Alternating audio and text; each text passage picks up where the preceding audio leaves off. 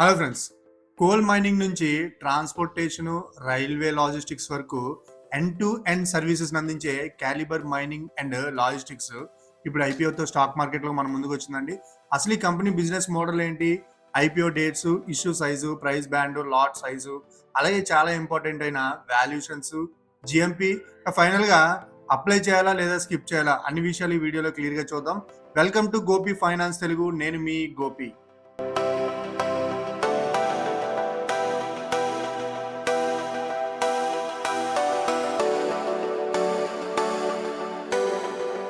ముందుగా ఒక చిన్న డిస్క్లైమర్ అండి. ఈ video education and information purpose మాత్రమే.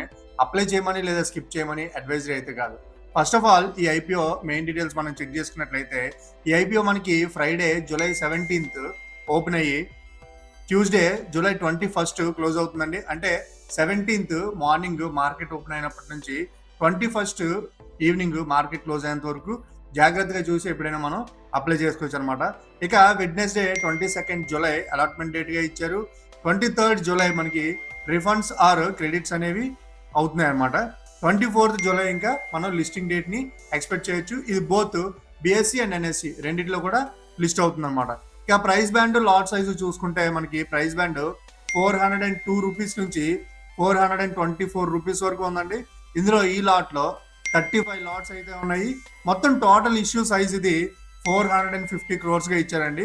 ఈ 450 crores లో ఫ్రెష్ ఇష్యూ సుమారు 400 crores, అలాగే ఓఎఫ్ఎస్ కూడా ఉంది పోర్షన్. మిగతా remaining 50 crores of rupees OFS గా ఇచ్చారన్నమాట. అంటే ఐపీఓలో మేజర్ పోర్షన్ ఫ్రెష్ ఇష్యూ రూపంలోనే ఉందండి. అంటే కంపెనీకి ఫండ్స్ బాగానే వస్తున్నాయి అన్నమాట. ఇక రిజర్వేషన్ కోటా చూసుకుంటే సేమ్ అన్ని ఐపీఓ లాగానే ఇది కూడా క్యూఐపికి 50%, ఎన్ఐఐ ఆర్ హెచ్ఎన్ఐకి 15%, అలాగే రిమైనింగ్ 35% అనేది రిటైలర్కి ఇవ్వడం జరిగింది. సో రిటైలర్స్కి మోడరేట్ కాంపిటీషన్ అయితే ఉండే ఛాన్స్ ఉందన్నమాట. ఇక కంపెనీ బిజినెస్ మోడల్ చూసుకుంటే క్యాలిబర్ మైనింగ్ అండ్ లాజిస్టిక్స్ ఒక integrated mining and logistics service based company అండి. సింపుల్గా చెప్పాలంటే కోల్ మైన్ నుంచి బొగ్గును బయటికి తీయడం మొదలుకొని దాన్ని రోడ్ లేదా రైల్వే డెస్టినేషన్స్కు ట్రాన్స్పోర్ట్ చేసే వరకు డిఫరెంట్ సర్వీసెస్ అయితే అందిస్తుంది అనమాట. ఏంటంటే like over burden removal, coal extraction and excavation, అలాగే coal loading and unloading, road transportation, railway logistics coordination, mining equipment details, అలాగే ఐరన్ ఆర్ లాజిస్టిక్ సర్వీసెస్ ని అందిస్తుంది అనమాట. సింపుల్ గా చెప్పాలంటే మైనింగ్ కాంట్రాక్ట్స్ తీసుకోవడం, హెవీ మిషనరీతో కోల్ ఎక్స్ట్రాక్షన్ చేయడం, కోల్ ను ట్రక్స్ ద్వారా ట్రాన్స్పోర్ట్ చేయడం, railway loadings and logistics coordinate చేయడం ద్వారా ఈ కంపెనీ రెవెన్యూ అనేది సంపాదిస్తుంది అనమాట. చాలా మంచి జోనర్ అండి. కాంపిటీషన్ కూడా చాలా తక్కువ ఉంటుంది ఈ కంపెనీకి. సో ఇక కంపెనీ ఫైనాన్షియల్ డీటెయిల్స్ మనం చెక్ చేసుకున్నట్లయితే ఫైనాన్షియల్ ఇయర్ 2024లో రెవెన్యూ సుమారు 957.92 crores ఉంటే profit after tax 95.9 crores of rupees ఉందన్నమాట. 2025లో 1435.57 crores ఆఫ్ రూపీస్ రెవెన్యూగా ఉంటే 131.55 crores ఆఫ్ రూపీస్ మనకి ప్రాఫిట్ ఆఫ్టర్ ట్యాక్స్ గా మనకి చూపిస్తున్నారు అనమాట.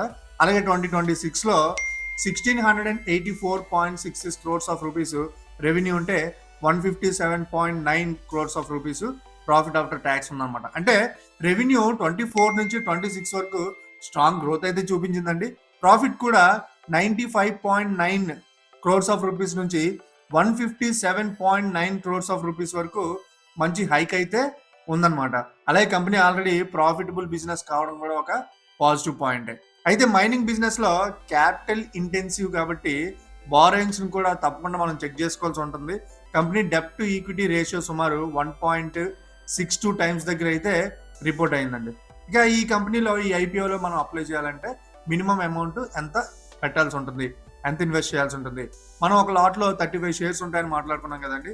అలాగే upper band price band 424 rupees తీసుకుంటే 35 into 424 rupees equal to 14,840 rupees minimum మనం అయితే ఇన్వెస్ట్ చేయాల్సి ఉంటుంది అనమాట.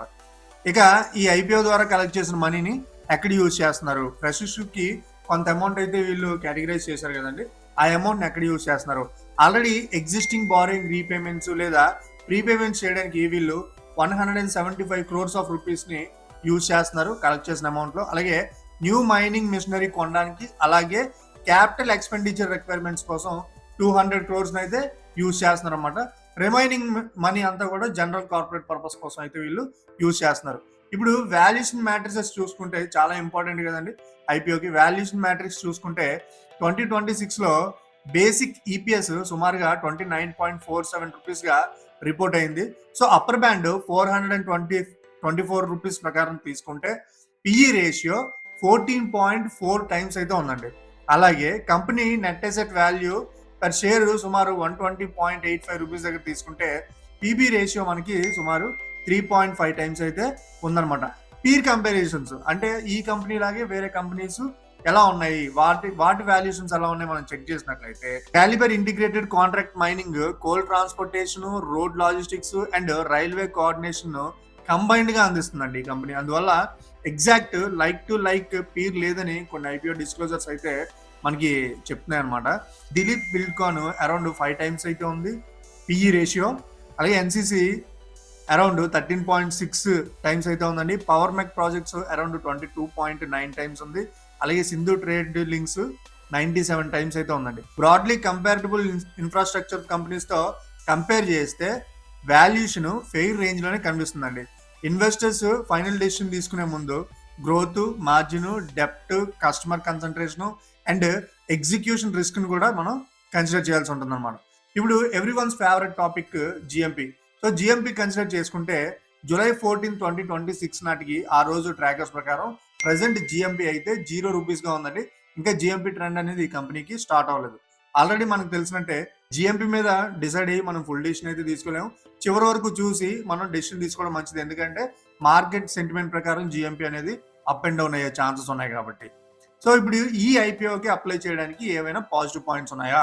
ఎస్, కొన్ని పాజిటివ్ పాయింట్స్ అయితే ఉన్నాయండి. ఏంటంటే అవి company revenue and profit consistent growth అయితే చూపిస్తున్నాయి. Integrated mining and logistic business model అయితే ఈ కంపెనీకి ఉంది కాబట్టి చాలా మంచి మోడల్ అని మనం మాట్లాడుకోవచ్చు. కోల్ ఎక్స్ట్రాక్షన్ నుంచి ట్రాన్స్పోర్టేషన్ వరకు ఎండ్ టు ఎండ్ సర్వీసెస్ అందిస్తుందండి. అంటే వీళ్ళు మాక్సిమం పెట్టుబడి పెట్టే తక్కువ ఉంటుంది అనమాట, అంటే వేరే సర్వీసెస్ కోసం అయితే. సో ఇది ఒక పాజిటివ్ పాయింట్ గా మనం కన్సిడర్ చేయొచ్చు. అలాగే కోల్ ఇండియా సబ్సిడీస్ తో ఎస్టాబ్లిష్డ్ కస్టమర్ రిలేషన్షిప్స్ అయితే ఈ కంపెనీకి బలంగా ఉన్నాయి. ఫ్రెష్ ఇష్యూలో మేజర్ పోర్షన్ అయితే కంపెనీ ఎక్స్పాన్షన్ కి కంపెనీకి వస్తుందండి.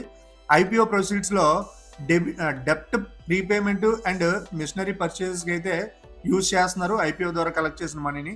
అలాగే మైనింగ్ మిషనరీ కెపాసిటీ పెరిగితే ఫ్యూచర్ ప్రాజెక్ట్ ఎగ్జిక్యూషన్ కెపాసిటీ కూడా ఇంప్రూవ్ అయ్యే అవకాశం ఉంది. So and next IPO PE valuation broad కూడా పీర్ రేంజ్ లో కొంచెం ఫెయిర్ గానే ఉందన్నమాట. సో ఇవన్నీ మనం పాజిటివ్ పాయింట్స్ కింద కన్సిడర్ చేసుకోవచ్చు. అలాగే ఈ ఐపీఓలో అప్లై చేయకపోవడానికి ఏవైనా నెగిటివ్ పాయింట్స్ ఉన్నాయా?